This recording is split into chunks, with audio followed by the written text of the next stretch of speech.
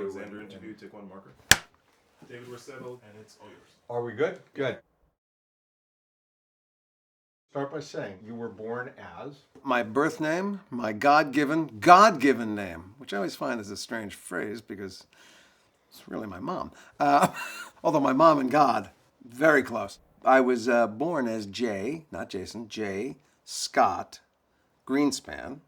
I am still J. Scott Greenspan. And if you do know me, you probably know me as Jason Alexander because when I was 14, I joined my first acting union. And it wasn't about, hide the Jewishness of Greenspan. It was about playground trauma. I was green, fill in the blank, with any horrible thing you wanted. So when I went to get a stage name, they said, would you like a stage name? I said, yes, I would. My mom named me Jay, but always called me Jason. So I was used to Jason. And I said, okay, I'm going to be Jason Scott. And the woman at the AFTRA counter said, we have 11 of them in every spelling you can come up with, so you can't have it. And I, in a blind panic, I never thought about another name. In that moment, I went, oh, but my dad doesn't feel great about me wanting to lose his name, so how about Jason Alexander? Because my dad was Alex Greenspan. And they said, yeah, you can have that. So it was barely a full thought in the blink of a moment. And out of necessity. Always born out of necessity. I don't do anything if it isn't a necessity. I want to ask you, why is storytelling important in our culture and in life? I don't know why storytelling is so intrinsically a part of the human experience, but I do know it is. We know that going back to prehistoric time, from as early as humans could stand upright, there was some effort to share our experiences. And whether that was with a spoken language or whether that was depicted with paintings on a wall or movement, there was always some desire to reenact our experience for each other. Sometimes it is about the experience resonates with us in such a powerful way that the only way to contain it in ourselves is to share it with others, to sort of give pieces of it away. Other times, there's an excitement or a call to educate or inform somebody else through an experience that you've had. Sometimes, and I don't know why human beings are drawn to this, we have an innate desire to entertain and amuse each other, to share laughter.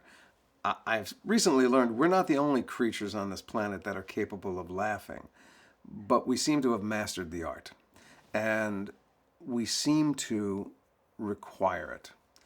And we really seem to require it at times of great stress or challenge.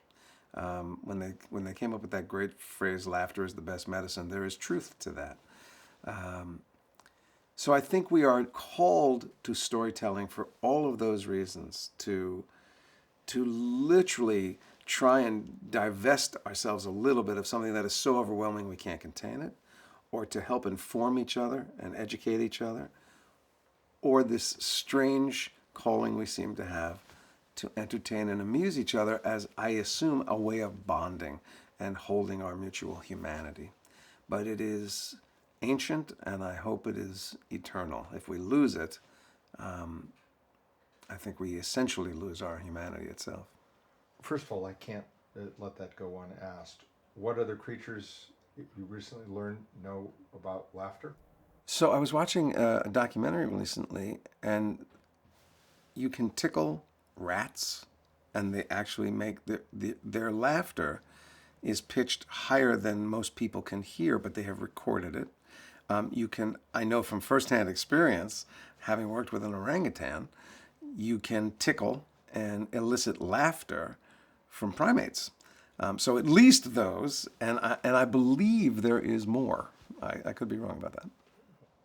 You've come into this profession and this craft with an opportunity that few have had. You've been in a series that virtually everyone has seen somewhere at some point. how has that impacted your ability to tell stories? Or people are looking to you and listening to you, they'll come up to you. Now, obviously, they'll come up to you at some points as your character, Mm-hmm. but that also opens a door for you to be heard in other ways as, uh, Jay, not Jason. Right. Talk about that opportunity.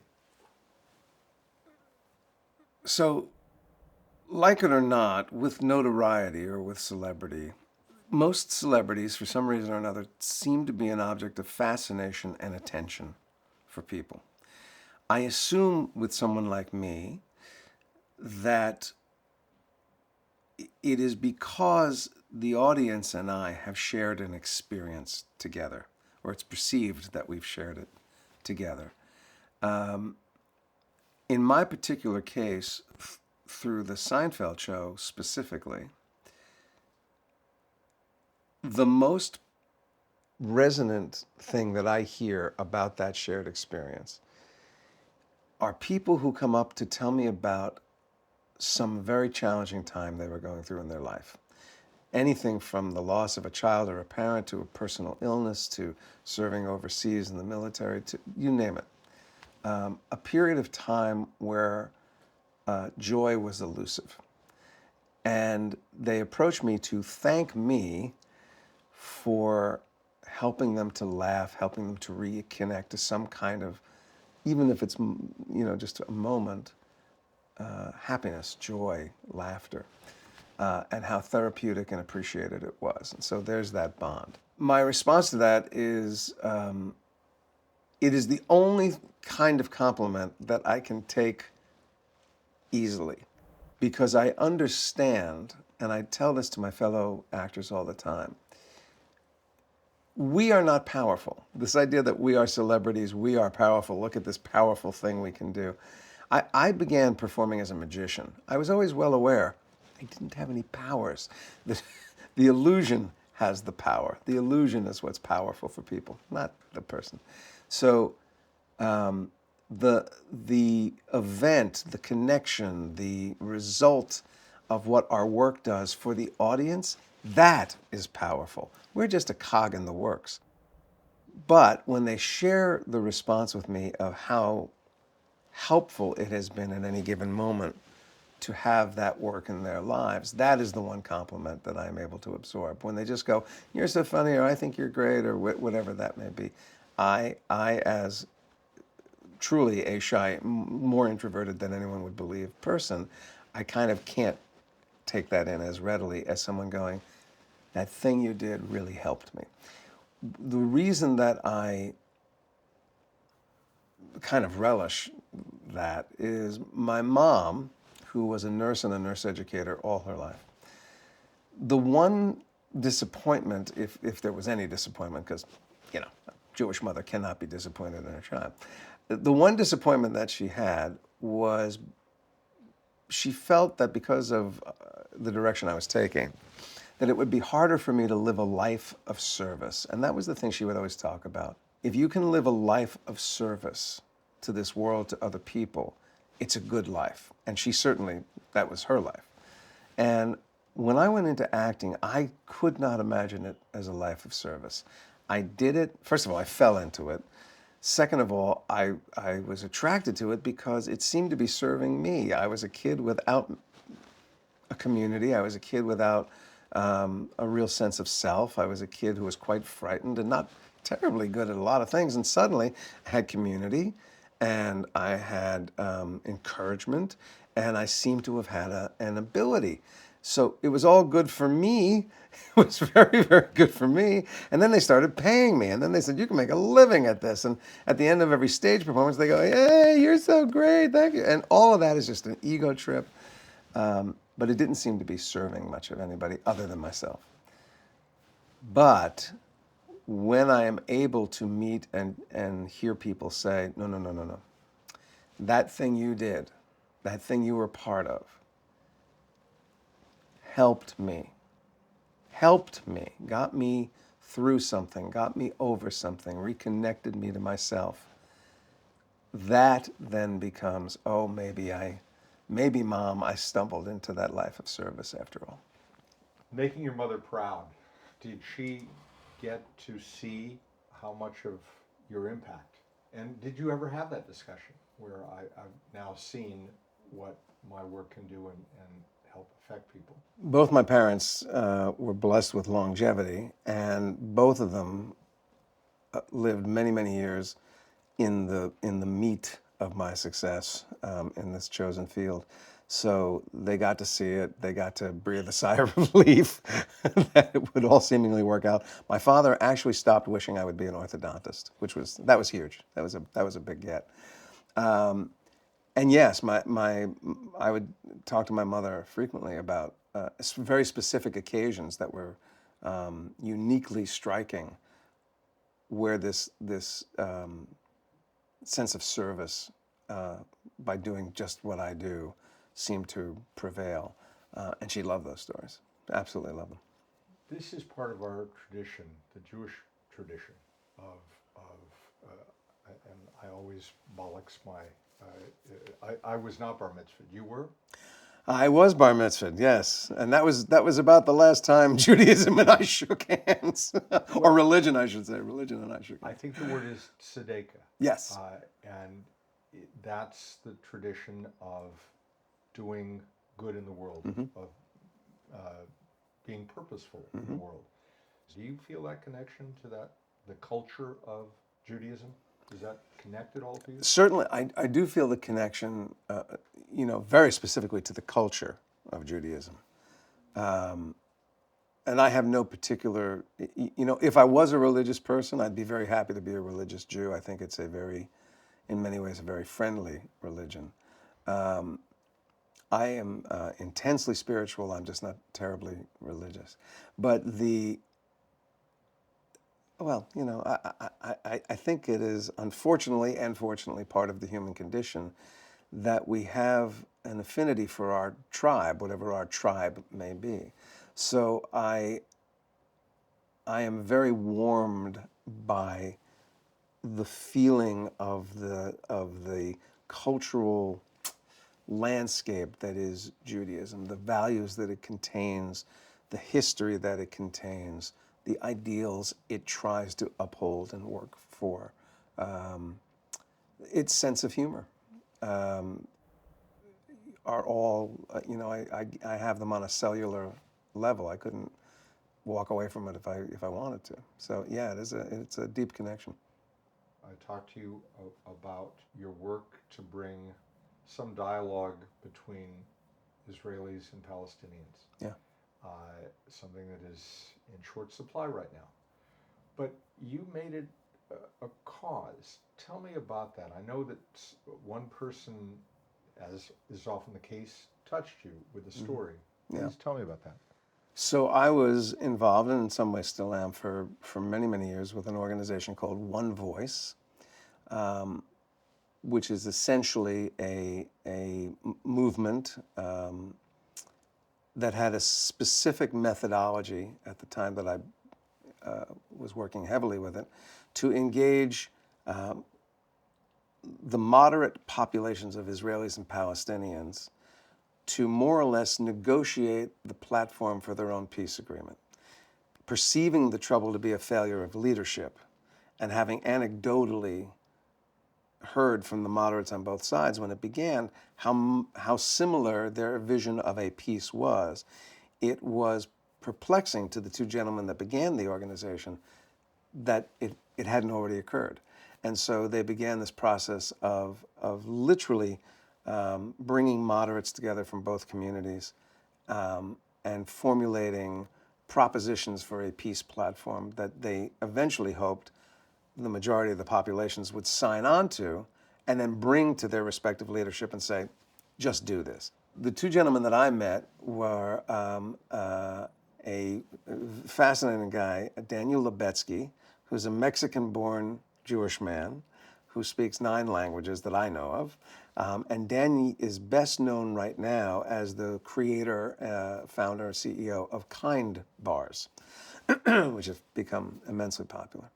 And his partner in One Voice that I was aware of was an Israeli Arab by the name of Mohammed Dawarsha. And when I got involved with them, I was, interested but ignorant of the peace process and what the real issues were that were preventing it or challenging it. They came to Danny DeVito and Rhea Perlman's home, and they made a presentation, and it was very compelling. But what got me, what made me stand up and go, okay, I'd like to help you if I can, was Muhammad. Muhammad told this really compelling story about his son Fadi. And he said his son, who I think when I met them was about 13 or 14 years old, his son came to him and said, Papa, do you remember how I was the worst in the mathematics in my class? And I said to you, I'm going to be the best in my class at mathematics. And Muhammad said, I do remember that. And he said, and I did it, didn't I? And he said, yes, you did. Congratulations, you succeeded. And he said, remember, I was just an okay soccer player, but I told you I was going to be the captain of the soccer team. Yeah, and he said, and I did it, didn't I? He said, yes, you did, Fadi. I'm very proud of you. He said, Papa, I'm going to be a martyr. And at the time that I met Muhammad, when he was telling this story, he said, I'm here today to ask for whatever help you can give me to make my son not keep this promise. And I can't even say it now without tearing up. It was a father fighting for the life of his son. A son in a family where he was surrounded by love, surrounded by education. This child was not being educated at a madrasa. He was a sophisticated young Arab boy being educated largely in Israel. But his perception of the conflict and its intractability led him to believe the best contribution he could make would be to kill himself for the cause and kill others in the doing of it.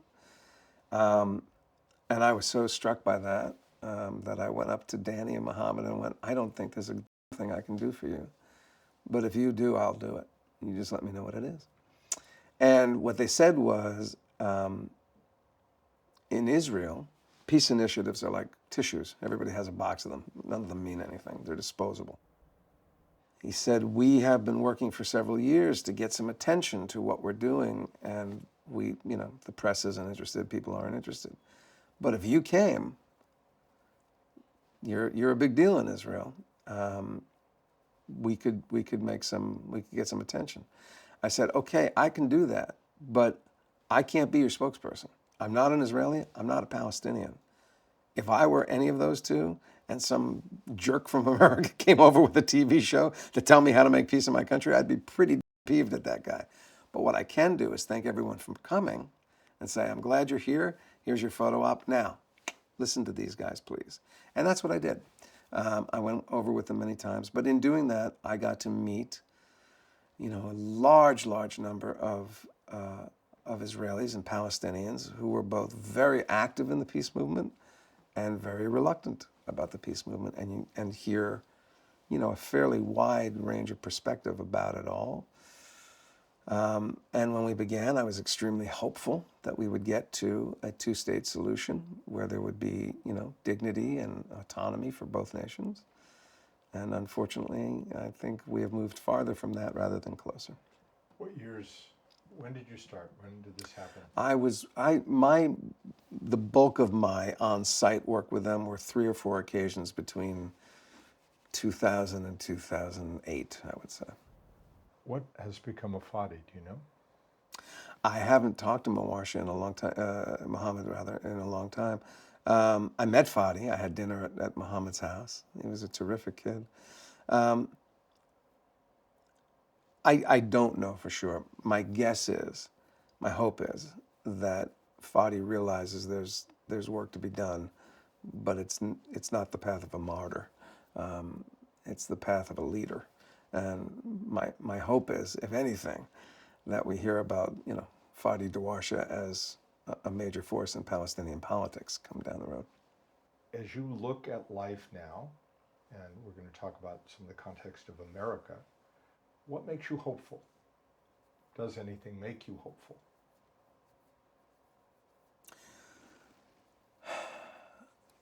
Yes, I think there is reason for hope. globally. The narrative that we are being fed right now in this year of our Lord 2023 is of desperation and division. And a lot of the division perhaps being a byproduct of desperation. There's a lot of people struggling, just a lot of people struggling. And when you're struggling like that, you are living in a state of fear. And any grade C scientist will tell you when any animal is living in a state of fear long enough, that fear will turn to rage. You cannot sustain living in fear. You can chase an animal into the corner. When it's cornered, it doesn't just sit there and lay down and die. It turns around and does its best to fight back. It becomes as rageful and empowered as that animal can be. And I think that's a lot of what we're seeing is anger and rage and turmoil born of fear and challenges. I have a theory about why we are so divided. It's just mine. I haven't heard it from anywhere else. But it all comes from Y2K. So if you recall, the story we were told about the change of the century, Y2K, was that our computer systems, our technological systems, couldn't handle the calendar change, and they would collapse, which meant worldwide technology would collapse. And because our human existence is so tied to the success of our technologies now, we would be existentially challenged. And then January 2 showed up, and everybody went, still here. And so we dismissed that idea that we were coming into a cataclysmic new century, and we went, oh, it's just a turn of the calendar page. It was not just a turn of the calendar page. The 21st century, in these 23 years, barely resembles the 20th century. It is such a radical shift, and it happened so fast. So now let's look at the two political values in the world: progressive, conservative. If you're a progressive, change excites you. It interests you. You're not fearful of change. You may be a little bit wary, you may be overwhelmed, but you're not fearful of change. New technology shows up, you go, well, that's interesting, let's explore that. New possibilities, let's explore that. New communities, new cultures, new powers, you go, if they're decent people, if they're part of the human experience, great. White man's had his day, bye-bye. Now we're just part of the tapestry, okay? We didn't do such a great job. Maybe it's better we take second or third position. No fear in that. But if you are a conservative, change is a frightening thing. Conservatives believe in tradition. They believe in stability. They cherish the history. And change, especially fast change, radical change, is frightening because they don't see themselves being a part of it. They fear, perhaps, that they can't keep up with it, and that they're going to get lost, and that somehow they're going to suffer. Well, those two ideologies, to me, are as ingrained in your system as your sexual preference. You know, you don't choose to be a progressive, you don't choose to be a conservative. It's kind of wired in. And so right now, you have a pace of change going faster than it's ever moved in human evolution. And you've got a whole bunch of people that are going, okay, let's explore that. Let's see where it goes. We're not going to stop it. Everything that is alive changes. So let's keep a watchful eye on that change, but let's not be frightened by it. Conservatives are going, I don't even know where we are. I don't know what's going on. How can we be abandoning our traditions, our systems? And then so they're pulling that way, pulling back, slow this thing down, go the other way if you have to counter that movement. And so you have the entire movement of the earth being pulled in two different directions. And what we are experiencing, I believe, is the seam. It's all that stress and tension on the seam, and everybody is going from both sides. It's going to rip. It's going to rip if we don't stop this. It's going to rip. But because I am a progressively minded person, I go, it will tear. It may even be destroyed. But something else will come. And it's inevitable. So why don't we just get there? And by the way, those of you who are excited about this over here, how about a little sympathy and compassion for the people that are afraid of it? In the same way, I wouldn't yell at someone whose sexual preference is different than mine, going, "What's wrong with you?" I find it hard to look at my conservative, community, friends, whatever it may be, and go, "You're wrong, you're bad, you're evil, you're stupid." That's not what they are. What they are is concerned and potentially frightened.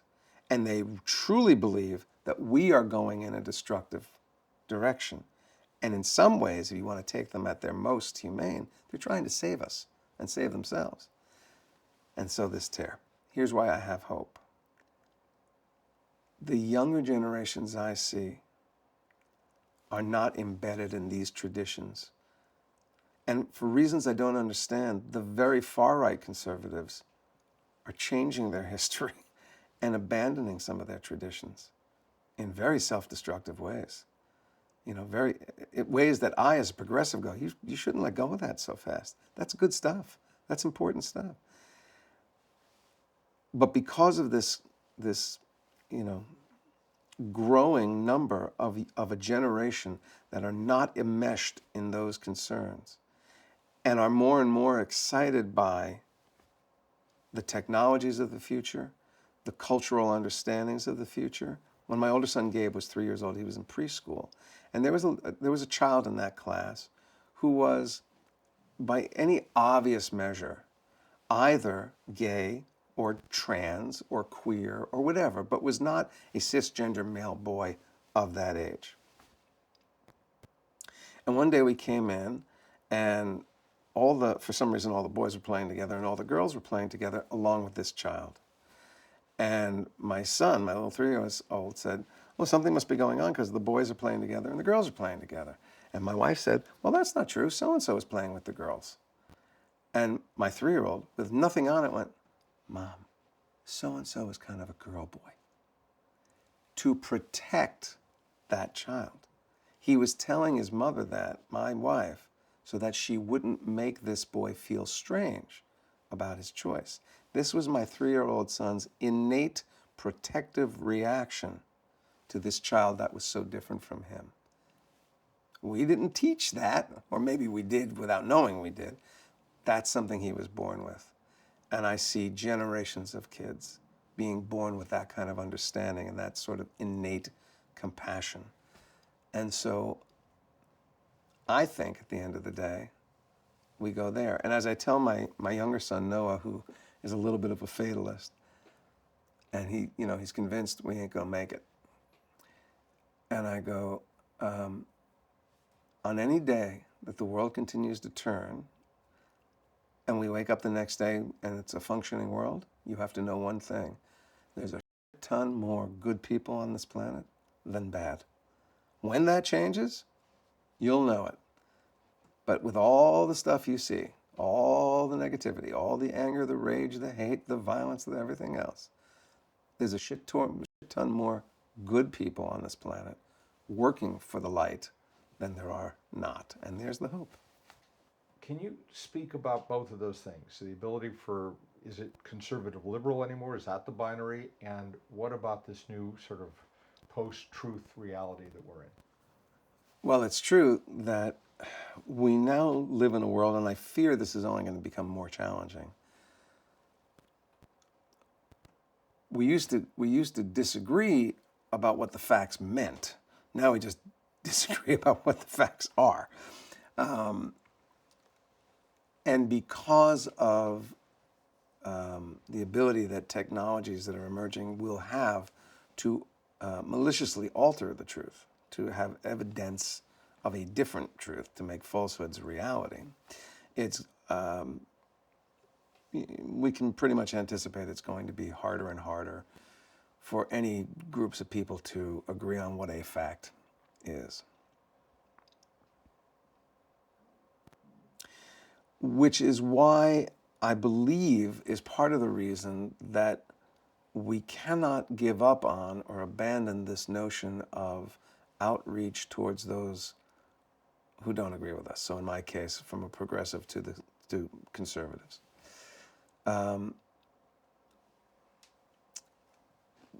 20 years ago, when I got together with my conservative friends and we talked politics, we would have an exchange of ideas. Now we say, well, just don't talk about politics. We need to talk about politics. I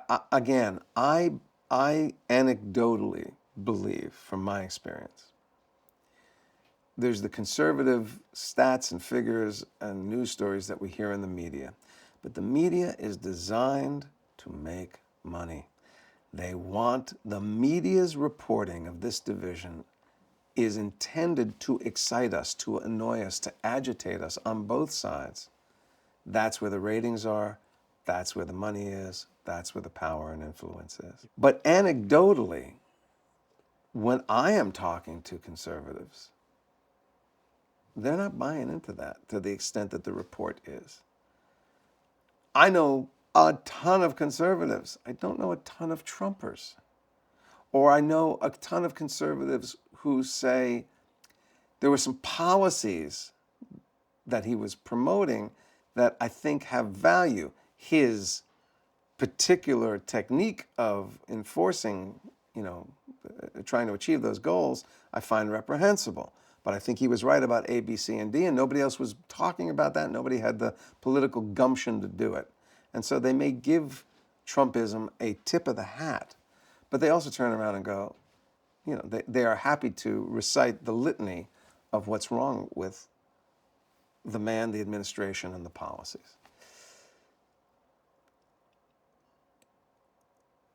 The worst thing we could do right now is for good people to abandon the dialogue, abandon the hope. Here's an example of the kind of conversations I have had. Now, granted, they're one-on-one. Nobody has an audience. And sometimes when you have an audience, you have to be performative. But I was talking to a guy, I believe in Colorado, who was chastising me because he thought, as a gun control advocate, I literally wanted to take away his gun. I said, what do you have? What do you got? And he's got guns. He's got AR-15, he's got handguns, he's got stuff. And I said, okay, why do you want these weapons?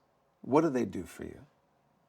I assume they give you something other than just fun to shoot. I think there's something more to it than that. Tell me what it gives you. And he said, look, you don't understand my situation. I live in an area where if anything happens in my home, my property, my community, I call 911. I have no reasonable expectation of anybody coming to help me for 15 to 30 minutes. These are tools for my security. This helps me feel secure in my home, on my property, around my family, and in my community. And I need this thing. And I go, well, I totally get that. I totally understand that. You want to feel safe in your home, your property, your community.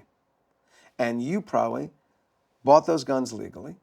You probably understand how they work. You probably keep them in good condition. I'm willing to bet that you have them stored in your home in a way that if you have children, they can't get to them very readily. I'm willing to bet you would not be happy to have the crazy people in your community have equal access to these guns, because that wouldn't make you feel safe in your home and your property and your community. You may be ready for a gunfight, but you don't want a gunfight.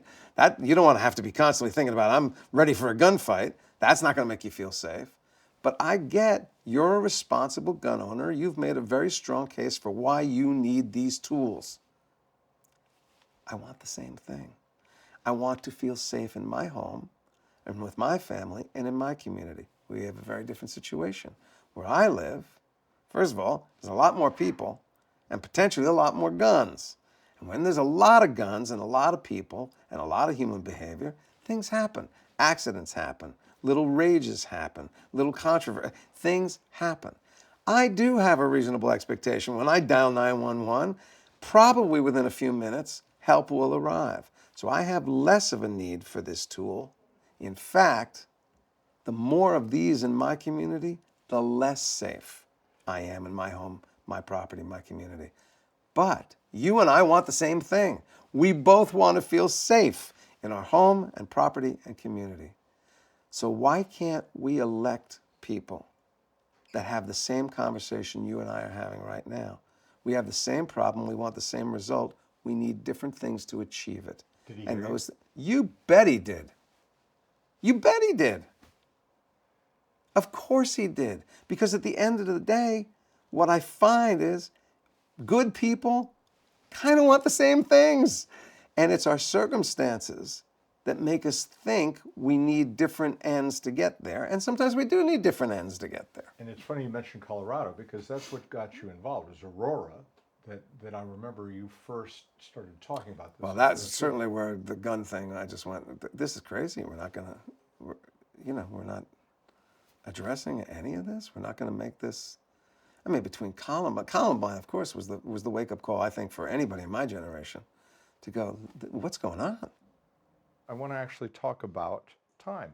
Aging, we're all doing it. And one of the things our culture is not terribly good about is venerating our elders and listening to them. Talk to me, you now have a grandson. As you see this, do you think about mortality? Do you think about what you want to accomplish? How does that inform your thinking about what's ahead for you? I've become more jealous of time as I get older because I know there's less of it. There's nothing left that I need to do, although there's a lot of things I'd like to do. Again, going back to my mom, I find these days more and more opportunity to be of service, to use the mind-boggling and certainly disproportionate blessings that I've been given in my life and somehow pay it back and pay it forward. The only thing I'm greedy of when it comes to time is I want to see things. I want to see my grandson as an adult. I want to know what he thinks, what he chooses to do with his life. I am curious to see my friends through to the end and my family through to the end, and to be there in any way I can, because you are correct in that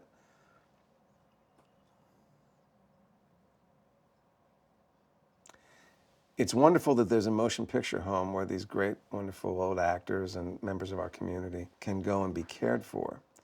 But more often than not, they go to these places and they're forgotten about.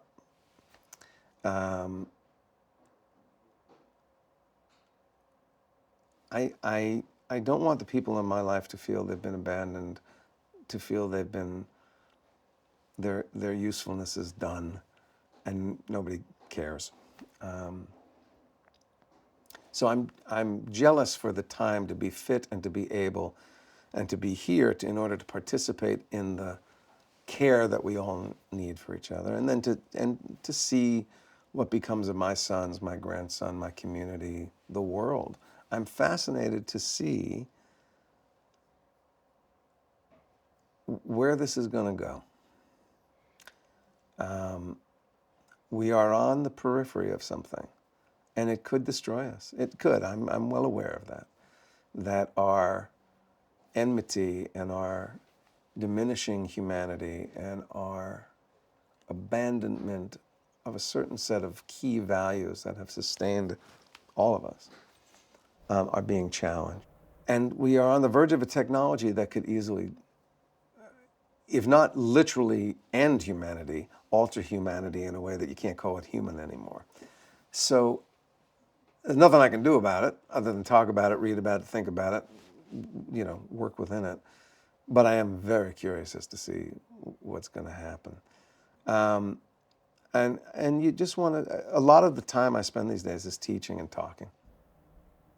I think that younger people are actually, for the most part, they're kind of fascinated, but it's not about tell my story. I'm not a big fan of telling my story. I'm a big fan of going, tell me your story, and let me see if there's anything I can give you that may help you. That's why I do the Q&As. That's why I do the teaching. That's why I do any of this kind of stuff. I could care. My sons once said to me, Julia Louis-Dreyfus was getting her star on the Walk of Fame, and she asked me if I would be part of that ceremony. I was thrilled to do it. And I came home and my boys said to me, Dad, do you have one of those? I said, no. They said, do you want one? I said, well, I never really thought about it.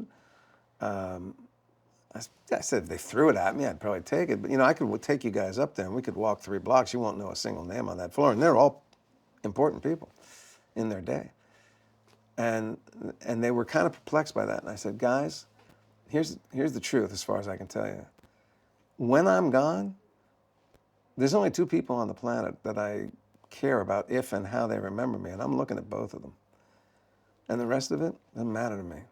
So none of what I want to do with the rest of my time is about tell my story. But I am really interested in hearing yours and seeing if my story can be, what am I? Storyteller. Can my story enlighten, entertain, educate, uplift? If it can, there's a reason to tell my story. Without it, I'm your best audience. Tell me about this sense of the spirituality that informs you, how you see, not through a religious perspective, dogmatically, the spirit that holds us all together and that informs you. What is that? So I literally believe, I know this sounds crazy, this is sort of my own religion. I believe in, when I say I'm not religious, but I'm spiritual, I believe in a creator. I believe time, space, and this universe were created by something perhaps sentient. I do believe that. So what are we doing in it? Learning about it. I believe the creator couldn't enter into this, they could just create it. Our job is to experience it, report back, and when everything that is knowable about time and space is done, the creator will create something else. So what's our job? We are all pieces of the same soul, the same entity. We are all the same explorers. We all report to the same captain. And that's why I kind of move through this without fear. I do believe if somebody said the universe is going to end, I go, that ending is some beginning. If humanity isn't going to make it, okay. Life on this planet will not end when humanity ends. There will be a lot of life. Life on this planet could actually thrive when humanity ends. AI could be sentient robots and they could take over the world. Yeah, but you know what those sentient robots are programmed with? Everything humanity created. There's no sentient AI. AI right now, everybody thinks AI is something. I just interviewed a guy about this. AI cannot innovate anything. All it can do is mash up what we put in it. I'll take this and this. That's never been mashed together before. Aren't you a genius, AI? But AI can write a term paper. It just can't come up with a new idea for a term paper. So I am cautious about it. I'm not worried about it. The human spirit, the human souls, everybody in this room that the camera can't see, in my mind, we all came from the same place. We're all going to the same place.